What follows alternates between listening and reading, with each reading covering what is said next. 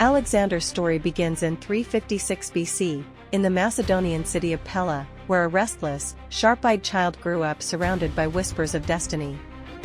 His mother, Olympias, filled his world with legends of heroes and gods, telling him he descended from Achilles.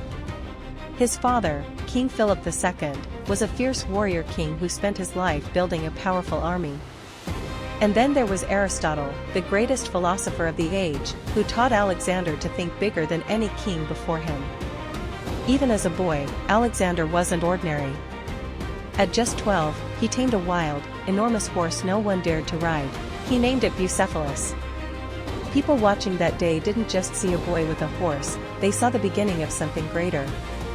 As a teenager, he followed his father into battles, learning war the hard way. At Chaeronea, when he was only 18, he led the Macedonian cavalry and smashed the enemy lines so decisively that soldiers whispered, "Philip has a son who will surpass him." But destiny rarely waits gently.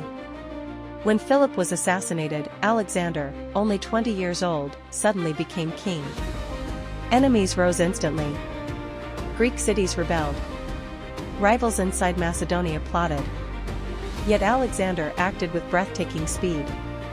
He crushed rebellions, united Greece under his rule, and turned his gaze toward the greatest empire of the age, Persia. At 334 BC, he crossed into Asia with a single goal: conquer what his father could not. His first major battle came at the Granicus River, where he charged through the water under a storm of arrows and defeated the Persian satraps. It was a declaration: a new force had entered the world.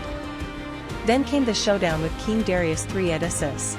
But his greatest challenge wasn't a field battle, it was the island fortress of Tyre. Everyone said it couldn't be taken. Alexander simply didn't believe in impossible. He built a massive causeway over the sea, dragged siege towers across it, and captured the city after months of brutal fighting. He marched farther east, through deserts, mountains, and lands no Greek had ever seen, until he reached India. And so ended the short, blazing life of a man who never stopped moving, never stopped dreaming, and never accepted a horizon as the end of the world. He left behind an empire, a legend, and a name that still echoes across history: Alexander the Great.